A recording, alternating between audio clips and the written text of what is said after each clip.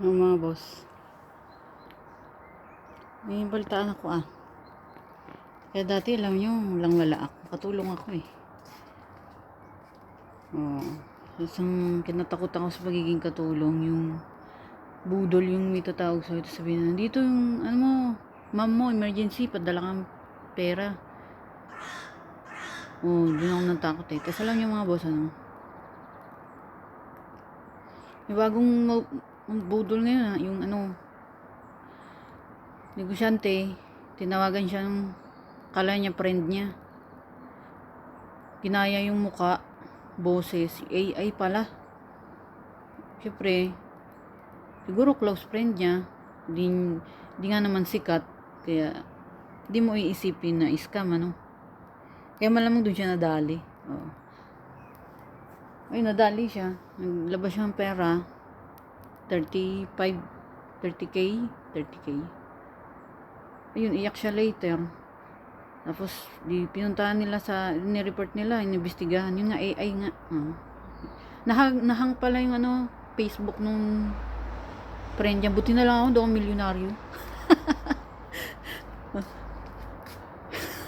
Tsaka, hindi yung pabayaran ng friend niya kasi na-scam din siya Ginayot yung mukha niya, boses niya. Sabi nung friend niya, may tumawag sa kanya. Malamang AI na yun. Ginaya na yung buka ng bibig niya, boses niya, tapos yung mukha niya kinuha sa Facebook. Yung lang ito, alarm lang, para alam nyo lang. Ingat kayo mga boss, Pagka ganyan, payo ko,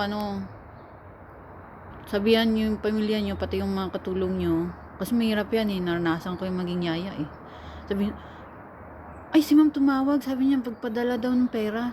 Tapos yung pala budol. Yung dati katrabaho ko na nakulong kasi nabudol siya. Nakakatakot. Swertihan kasi yan sa amo kung mabait o hindi.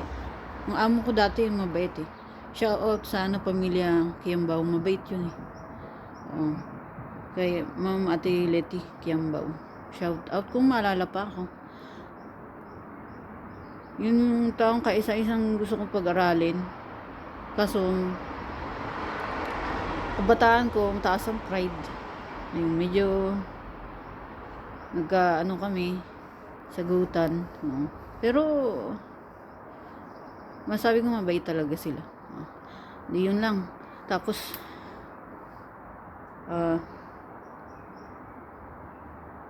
alam niyo mga boss, na naginip ako ng lagi ng masama. Tapos, hindi maganda yun kasi warning kasi yan galing kay God. At tama talaga decision ko wag na ako sa actual, wag akong magpakita sa mga tao, pati yung kontak ko. Tama lang yan, tumulong ka kahit wala ng camera o may camera. Pero yung makita ako sa actual, etc. Tamang desisyon kasi naging pa ko ng masama araw-araw. Grabe.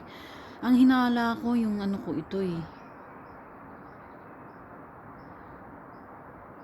Kasi dati may grupo yung yung madrasta ko, yung kabit ng tatay ko. Hinala ko siya. Kasi sabi niya tutulungan niya kami. Siyempre, andyan din naman yung tatay ko. So, kala ko okay. Ngayon, sabi ko, ganito gawin natin sa Bacos. Bubuuhin natin to. Tapos, pag okay naman yung benta, pamigay mo na lang. Para, kasi alam mo naman sa Pinas, wala namang permanente trabaho. So, hindi naman tayo rich. Kaya, pagka, pamigay mo na lang. Tapos lagi siyang hindi gumawa na kami sarili namin abacos din.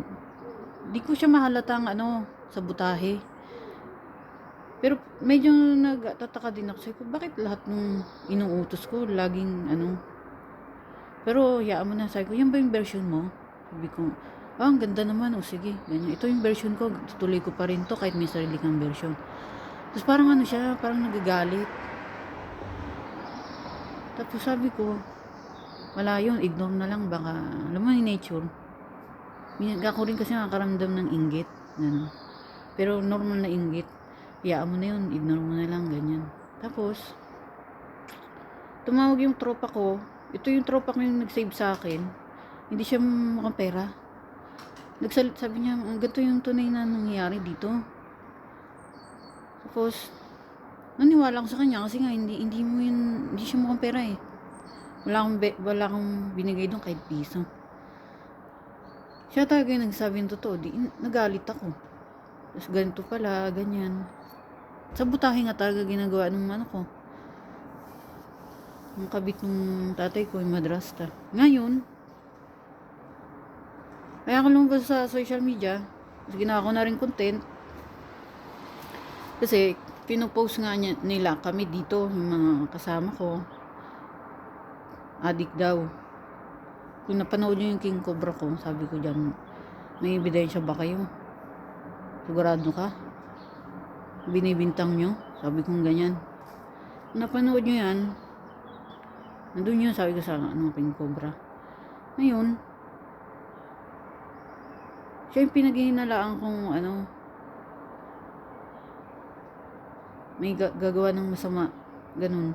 Kaya kailangan, buti na lang yung mga kontak ko. Hindi ko, bukod sa wala kaming budget na malaki, para makita nyo yung nangyayari, talagang tinago ko din yung mukha ng kontak ko. Mga kontak ko kasi, nananaginip nga ako lagi ng masama. Ngayon, hindi maganda sa pakiramdam. Tama lang yung desisyon ko na hindi ako magpakita sa mga tao. Sa totoo lang, nabanggit ko nga sa inyo, hindi naman talaga ako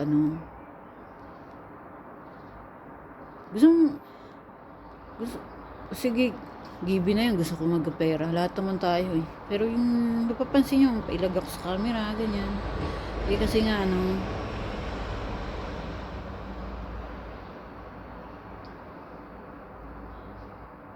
pero tamang desisyon din pala yun. Yun na, sabi ko lang na kasi minsan yung desisyon ko mali, pero ito tamang desisyon. Ayun. Sama nag-gift na naman ako kanina. Ngayon. Grabe. So, yun lang mga boss. Ciao.